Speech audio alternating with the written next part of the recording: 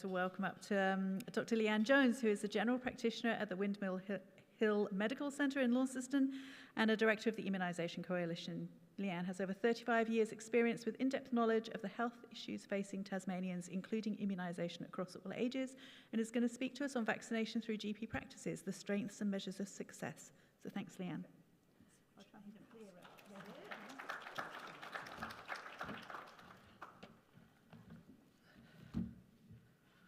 Welcome everyone here today, and I think one of the things that we clearly learnt in the last 3 days is vaccination and not vaccines save lives. So we need to get those vaccinations into arms. We've got some really great vaccines, but they're no good sitting in fridges.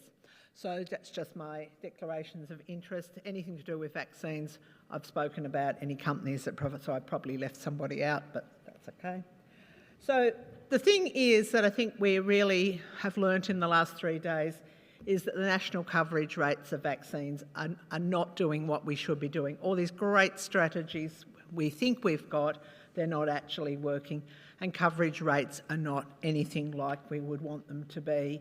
5-year-olds have not met their targets. The coverage rates for 1-year-olds was 91.54%, nearly 90% for 2-year-olds, 93% for 5-year-olds, and a lot of them weren't necessarily timely. It has decreased in the last time, and we've all got reasons why that might be. This is just the flu shot. I think we might have had a more updated shot earlier. I had to submit my slides a bit over a week ago.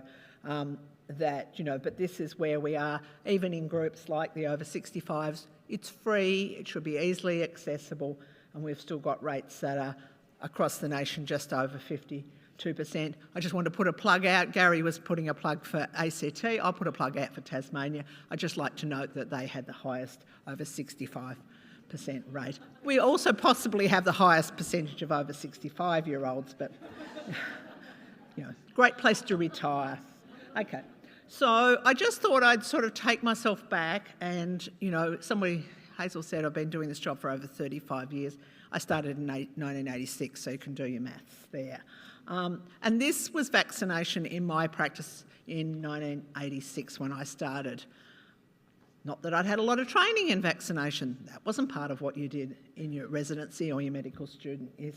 But we had a very limited program. We had no NIP-funded vaccines. It wasn't an NIP. We would send, I didn't have a practice nurse, we sent the receptionist down to the local medical wholesalers and they bought our DPT and polio, oral polio saving vaccine, our MMRs, and we provided them to the patients who didn't want to go to the council clinic. We wrote them in the notes, and if they were lucky, they brought in their little cardboard book, pink for girls and blue for boys, and then it went to buff because we decided not to make them gender in what was provided by the Tasmanian Health Department. So, so they got written in if they bought it. It was somewhere in those paper notes. Remember paper notes before we had computers? So I did a bit of research. It wasn't easy to find the schedule, but that was pretty much the total schedule in 1986. If people needed a seasonal flu vaccination, we wrote them a paper script and they took it down to the pharmacy and they brought it back. Fortunately, we had a pharmacy next door, and nobody talked about cold chain, that was the other thing, and they just brought it in from the pharmacy. So there was no strive for 5 or any of that sort of thing. So we all managed to get through somehow. So that was just, I want you to look at how big a font I had that to fill the page. Now, this is the schedule, the current schedule. That's only one page. We have a second page. So, and it's very colour-coded, and it's got a section for children in the yellow. We've got adolescents. They've got a category. I don't think there was any adolescent in that previous page. And then we've got different colour coding for people who are Aboriginal and Torres Strait Islanders, just because they have more vaccines. We've got this great big page of adult vaccinations, and we even after this slide, in July, it'll look slightly different because we'll have the pneumococcal 21. So, we've got the medical risk section, we've got that. And somebody said, how do you know what to give people? Well, this is why you have this taped to the side of the vaccine fridge. and I have my nurses in my practice, and I'm sure those people have, I'm sure everyone's got practice nurses, they are your greatest asset. They actually seem to know this in their head, but they still have it on the side of the fridge to check too. So we've had a lot of advances to improve things.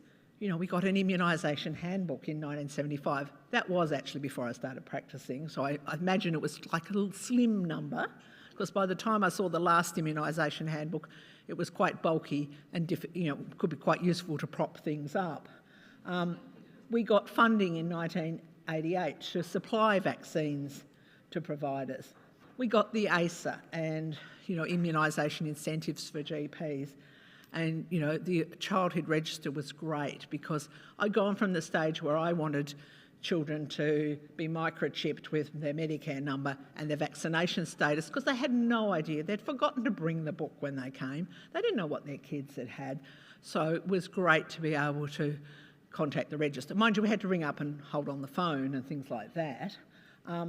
We had the Immunise Australia, and we had incentives for parents to help them be given a carrot to bring their children for vaccines. Then we got the AIR, and Kerry was reminding me how we had a meeting in Sydney where we talked about the AIR and, wouldn't it be wonderful, all the whole life of life register. And then all the hiccups that we were put in front of us, why it couldn't happen. And I kept saying, I really want this because people can't remember what they've had. They've got bits of paper here and there, and it's made our life so much easier having the AIR, and particularly when it became compulsory for all the vaccines to be recorded on it. And we've got our new national immunisation strategy. And alongside this, we still have that problem that some states have other programs that others don't, and it would be really lovely if all the programs went across the state. So it's not just about the legislation with pharmacies, but wouldn't it be wonderful if our teenagers in Tasmania could have a meningococcal B? We're about to get it for our babies on the 1st of July, but up until then, our parents have having to pay for their children to have a meningococcal B unless they're ATSI. So my talk is meant to be about the opportunities. So we have lots of opportunities. Every interaction with general practice is an opportunity to have a vaccination, or to have a vaccination conversation is probably a better way of putting it. And yes, it actually starts before they see the doctor, just like in the pharmacy. It starts, you can advertise what's coming up on your website, before around April, you're putting up, it's time for your annual flu immunisation. It's time for this, the new RSV for over 75s. You can use your social media, your Facebook pages. You can use your waiting room. We've got some fancy TV in our waiting room now. Instead of seeing pictures of the GPs taken 3 years ago when we had our Facebook created, you could have pictures of, up-and-coming vaccinations. Our reception staff are fully au fait with the appropriate vaccination. So when people ring up because they've seen something on the TV or they've had a message from us, they can know, yes, that's right, you're over 75. Well, would you like to come to our clinic when we're doing our RSV vaccinations? Or we'll do that when you come in for your health assessment next week. So, those conversations start well before you get to the GP. You can have those conversations. I've just broken this up into the sort of from the start to go. So pregnancy, when people come in to talk about falling pregnant, checking they're up to date with their routine immunisations, talking to them about there are vaccinations and we now recommend in pregnancy to protect your infant, and these are well tested, they're safe. We can have those conversations with them. We can talk to the fathers-to-be, which often come along to some of these consultations in pregnancy planning, about are you up to date with your vaccinations? What we used to call cocooning, and we don't push that quite as much as we used to because of the maternal vaccination, but it's still an ideal time to talk about it. We can talk to them about some of those infant vaccinations that will be coming and give them some food for thought. Obviously, then during their pregnancy at the appropriate intervals, we talk to them about influenza, the pertussis, and now the RSV, remembering that we've got 2 RSV vaccinations, and the one with the O in it is for your pregnant tummy. So that's a sort of helping you to remember you're not to give them the one in the X, that's not for pregnancy. So just having those little things to help you remind them. But, apparently the most common accepted one by pregnant mums is the pertussis, and I think that's because we've done very well in getting the whooping cough message across. So we need to point out to them those other diseases. Unfortunately, a few of our mums have heard of RSV and know friends whose children got sick with that, so that we can help them along that way with that conversation.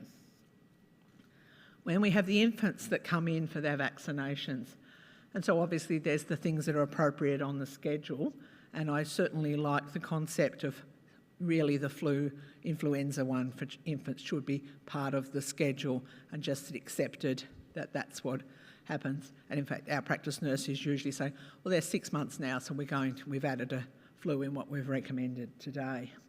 Also, we need to talk to them about recommended but not necessarily funded. And just because something's not funded doesn't mean it's not important. And I think that's one of our roles, to discuss what is available and help the parents to make up their minds and talk about what those options are. As I say, we've just had one of those little options assisted with the funding of the meningococcal B vaccination. But the ACWY is not funded until you reach 12 months. And another is the varicella. We're only government funded for one, but really ideal protection comes from 2. Then we've got the adolescents. And the adolescents, unfortunately, at a meeting held by the IC earlier this year, the vaccination rate. Gardasil's one vaccine now. How easy should that be to get into arms? You don't have to get them 3 times, you only have to get them once, but that has led to some of the challenges. The services that go to vaccinate children in schools only go in once, so they don't catch anybody up when they go in a second. They're not coming back again. If they're sick that day, if they're off at a sporting event, any of those things present that challenge. So it can be our role to actually catch up on that. The other thing, I was just rather horrified to see that the school attendance rates have really dropped off, and that part of the reason why they're not getting vaccinated is they just haven't gone to school today. Didn't feel so good today, so I think I might have to stay home and have a mental health day, or it's my birthday, it's my friend's birthday. I slept in. I mean, as I've said, well, I heard this and came home and I said to my husband, I said, crumbs, when I was at school, you didn't get a day off for anything. I made the joke that if my leg had fallen off, my mother probably would have sewed it on by lunchtime so I could go back to school after lunch, It just wasn't a done thing. But now apparently, school attendance rates are in the 60%ers or something to that effect. So something that's an issue not just in vaccination. We have a role for finding these people and for catch-up schedules. We are funded there is vaccine funded for catch-up schedules. So when we see young people, and we don't see them as often in general practice as perhaps we would like to, but we can actually offer these catch-up schedules to them. Sometimes there are children that have now become young adults and their parents for whatever reason chose not to vaccinate them, but they want to be vaccinated. They want to be able to have overseas holidays. They want to go do things. So there's that opportunity to do those catch-up schedules. Then there's our senior citizens. This is the growth industry in immunisation. I do like the talk we had earlier about there is a different emphasis on why older people are important to have vaccination. And I started thinking about some of them, and Paul mentioned some of them earlier. Some of them are still working. I'm in this category, I openly admit that. I'm still working, so I need to stay in work. I can't afford to have days off because, it'll be another month before people will get to see me for a routine appointment. It can be carers for grandchildren, carers for the elderly, carers for their spouses sometimes. They're involved in volunteering and they like to attend and support the organisations that they volunteer or they play some senior sport with. I've got people who are retired are still playing tennis and croquet and various things like that.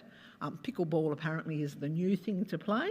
And travelling, they like to go travelling, and so it's really important they stay well and they don't become sick while they're not in Australia in particular. If we want to think about tetanus. They like to garden. One of the neurosurgeons said, why does everybody he sees who have some degree of spinal canal stenosis and have got back pain, and when he says to them, what would you like to be able to do that you can't do because of your back pain? He said they all say gardening. He said, why do they all want to garden? But, that puts them at risk of tetanus-prone injuries. Everyone seems to have a cat or a dog these days. So again, there are other things that are designed not so much, they're to keep them well and keep them active. So I think that that's a really important message with that. We have the influenza vaccine for them. We have the Shingrix vaccine. And, I think, as has been said earlier, dementia is our greatest fear, and that if we can show evidence that these vaccinations might even give you the tiniest benefit for that, that's great. And of course, after I wrote these slides, but someone's kindly been able to update them for me, they made the announcement of the pneumococcal, which is now, I had 70 there, but will now be 65. So this is another group of people and a much simpler program than it was, and the RSV for the over 75s. So recently I went into my nursing home in March and I gave them all their COVID booster because they were due. I said, I'll see you guys next month for your influenza vaccine. So I dutifully, April, went round with those. Then they announced the RSV probably about the same time I was going around. So I said, see you guys next month with your RSV. So I dutifully arrived with their RSV and said, that's guys. I went, it'll be your next COVID now in 3 months' time. And now I'm going to have to go in and give them their pneumococcal because I think most of them were well and truly due for it. But I also think someone highlighted the number of people who go into aged care facilities who actually aren't up to date with such things as their pneumococcal, their shingles. And I think that I have a number of people who weren't my patients when they went in, and I go to AIR and I look it up and I'm a little bit surprised about what they haven't had. And it's not because they've said, I don't want it. It's I think people haven't thought about these people. I mean, admittedly, some of them haven't seen a GP for a while because of whatever their health issues might be. But I think it's really important we think about this group and how important it is to keep them well, to keep them out of our hospitals, and, if there are some benefits in keeping their functional ability, this is really important. And of course, checking people's Indigenous status. We should all know what our patients' Indigenous status is. That should just be part of their routine sort of demographic details when they're registered with their practice. Should be updated if it hasn't been updated for a little while. We're always updating their smoking status, their alcohol status, their various other things, their Medicare card number. So it can just be part of that conversation, because these people are actually eligible for different vaccines, for extra vaccines to protect them because of their known health risks. They can have influenza at any age. They can have shingles from the age of 50, then can have pneumococcal now from the age of 50. And the RSV starts at an earlier age for them at 60. So just reflecting back at those opportunities, we've talked about the age-based ones, but any consultation, we use best practice, and I'm sure the other softwares have it, that you can have a little thing, it'll actually come up and it'll tell you. Sometimes I can't get rid of the one telling me all these people who need a pneumococcal, even though it's recorded, because I think it goes back to a Pneumovax 23 is the only thing that matches it. But, the influenza comes up when this recommends it. This person's due for, a shingles, whatever, and so it's there in front of you, but you can facilitate that. And our practice nurse she's really pro-immunisation, she's really great. But she will actually and she has now put in, everybody she's seen since the announcement about the pneumococcal has up on the top of their things, actions due, is to actually have a pneumococcal vaccination. So she's actually got it there as an action list that'll come up when the person comes in next. She's got the RSV for the people who haven't had it. And so she's always looking for when the next vaccination opportunity might be and putting it there. So it's literally in your face when you open their file. So I think that's really good to use those tools that you've got in your software now.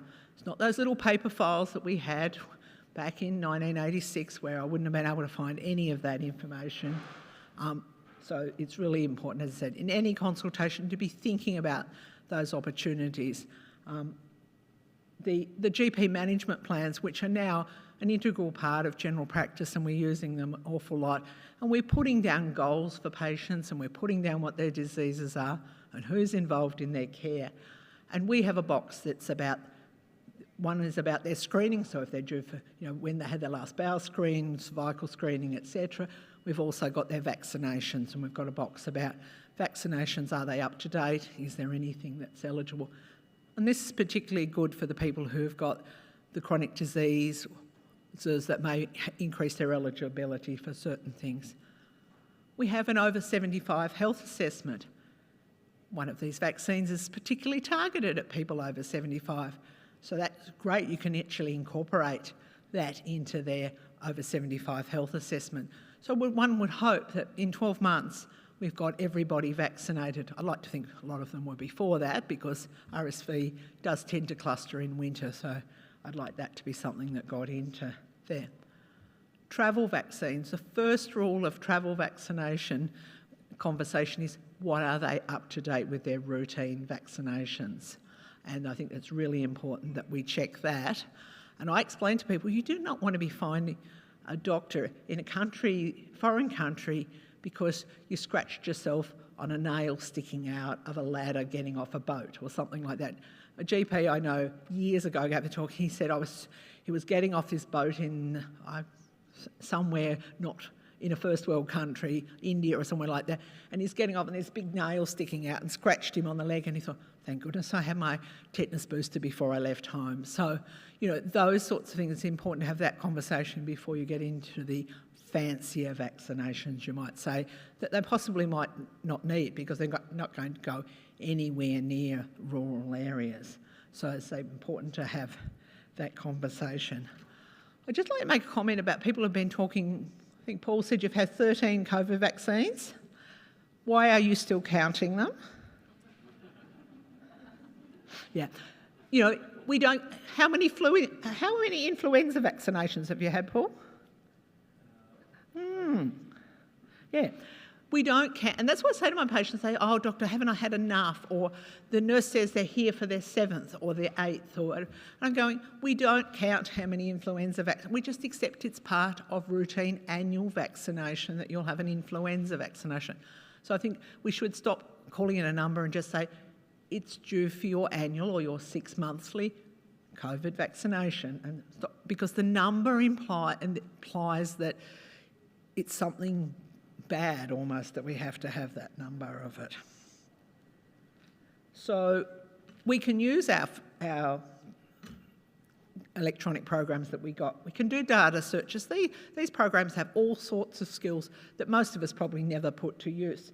You can do a data search in Best Med and find out things, or Medical Director. We have a thing called Cubico. I don't know how to run it, but my practice principal can tell me all sorts of things. He can tell me how long people average wait time to see the doctor.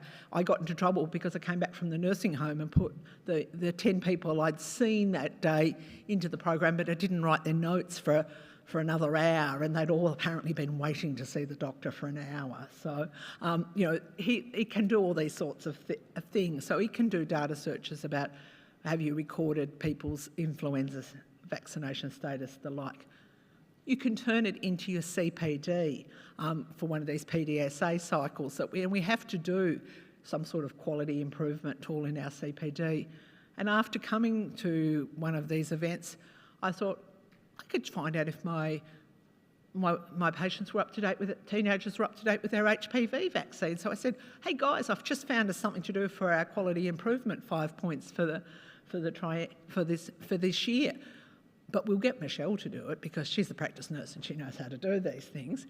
And, find out who has been recorded to have had an HPV vaccine, and then have a look on the air and see who have actually really had them, but they had them elsewhere, and ring up the rest and find out and invite them in. It's a catch-up. We can do it as a catch-up. It's very simple.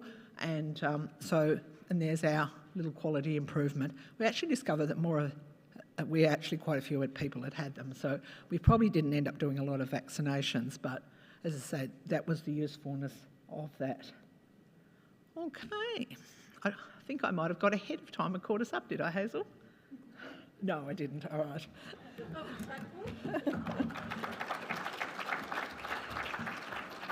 going to get you to sit down over there. Yes. Go one chair